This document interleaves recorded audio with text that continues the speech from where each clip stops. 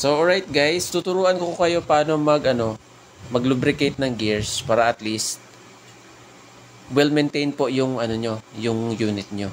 So alright. So ito po. Start na po tayo guys. So first thing na gagawin is ito yung gears muna. So meron tayong high temp na na grease. So, yung first natin na gagawin is itong malaki. Yan na gears. So, lagyan natin dito guys. Yung mga ngipin, yung pinaka-importante natin lagyan kasi yan yung moving parts eh. Tama-tama lang yung pagkapahid. Yan. So, isama nyo na lang dito sa ilalim guys ha. Yan. Kasi gumagalaw din yan eh. Yan. So, after nun, lagyan din natin dito sa may loob para hindi po ka-friction. So, salpak po natin ito. Yan. I-move nyo lang po guys. Ganyan. And then, next is itong sa may pinion gear. And before that, nga pala, huwag nyong kalimutan ito guys, yung pinion lock, yung anti-reverse. Kasi importante yan. Yan yung maglalak sa nyo. Yan yung maglalak sa sa pinion nyo. Para kapag tumitira kayo, walang lalabas na hihirit na isang bala. Yan. Salpak natin sa tamang salpak natin sa tamang lalagyan. Okay. Focus muna tayo dito guys.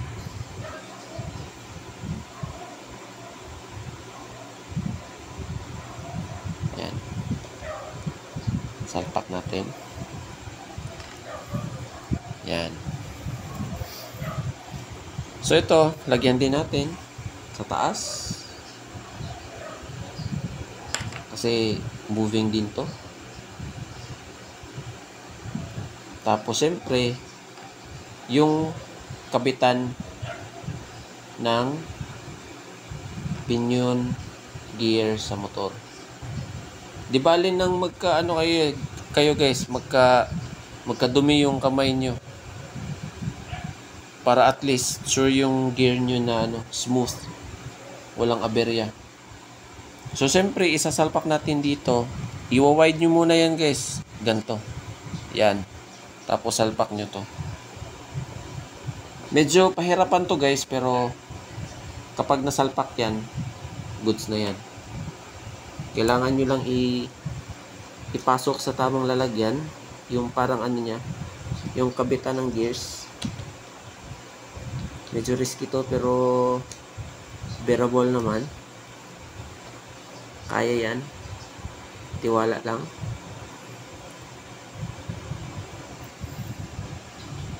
Yan. Nasalpak na natin. Yan guys oh. Ito yung mechanism niya. Parang nagkiklik.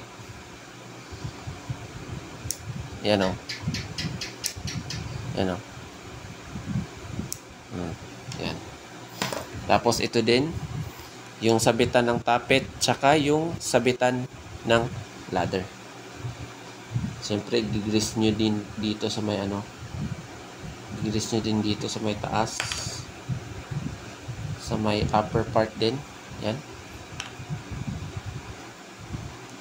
Tsaka dito din sa ilalim. Maganda kasi to guys, yung yung high temp. Kasi hindi siya kapag umiikot yung gears, safe yung gears nyo guys kasi hindi siya tumatalsik. Just make sure na okay yung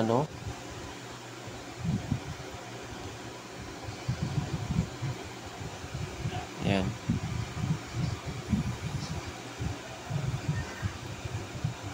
Another kaalaman lang guys, if in case kung naglalaro kayo, active kayo sa laro. At least mga once for siguro once for 2 months or twice yan once per month, once a month, sorry, hindi ko alam kung ano yung saktong term, yun, once a month, maganda yun. Alright, so iikot natin, check natin.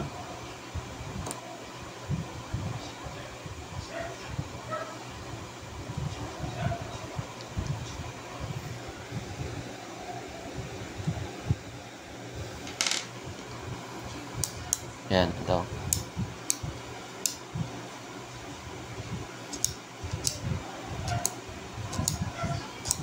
Ganda na yung ikot, guys.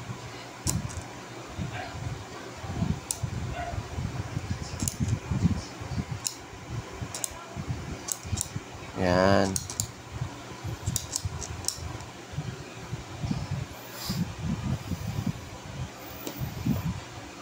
Siyempre, salpak na din natin yung ito, lagyan din natin ng grease. Dito sa may niya, sa may taas, sa may gilid. Yan. May gilid, importante. Importante guys na malubricate nyo yung malubricate nyo yung mismong green o-ring. Tapos, siyempre, i-wide natin to. Huwag natin itong kalimutan i-wide. Para masarap yung niya. Masarap yung pagkahigpit dun mismo sa cylinder tube. Wide natin. Yan.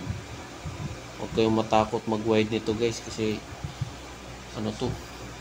Tapos dito guys, huwag nyo kalimutan din dito. Kasi ito yung daluyan ng housing mismo ng metal ladder. Yan yung nyo, piston body nyo. Yan. Kabilaan guys. Dito din sa kabila.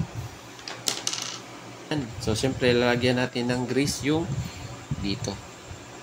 Sa may stem ng Saka din dito sa loob ng nozzle.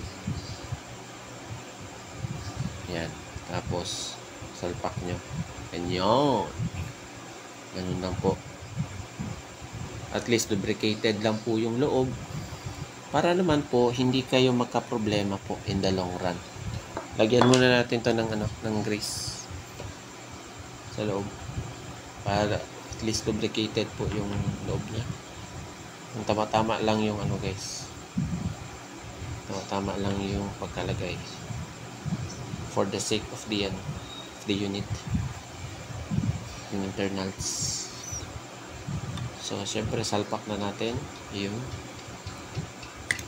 ito guys, kahit na andyan si nozzle guys, kahit andyan si nozzle, malakas yung air compression sa loob.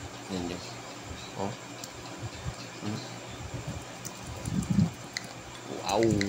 Sarap na natira siguro nito. Yan alright. So, sige.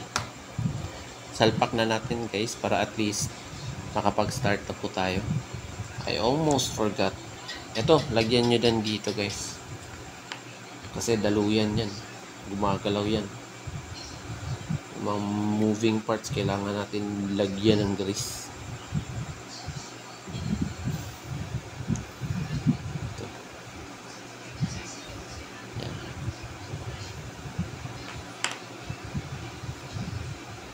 Maganda kasi yung guys, kapag lubricated yung gears nyo, wala kayong aberya, promise. So, yun lang po. Maraming salamat po sa panonood at sana po nag-enjoy po kayo sa ginawa ko content. At marami pa po tayong contents na gagawin po in the near future. So, be ready. So, please support my channel po. Leave a like, share, comment, and subscribe. So, thank you. Hanggang sa muli. Paalam.